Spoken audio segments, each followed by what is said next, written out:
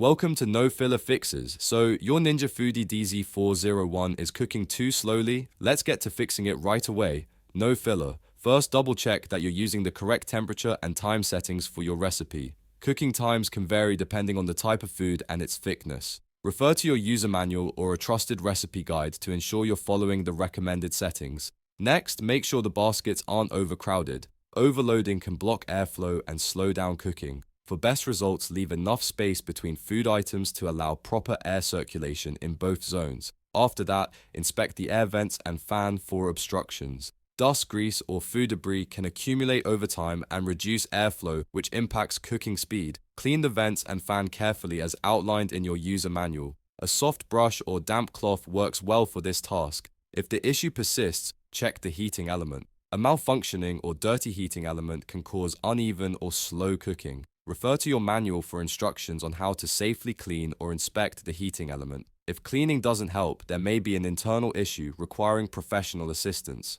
Finally, if none of these steps resolve the problem, consider reaching out to customer support. There could be a deeper issue with the appliance that needs expert attention. And there you go, your Ninja Foodi should now cook at the right speed. If these steps don't work, reach out to customer support for further assistance. We've put the links for customer support and the user manual in the video description.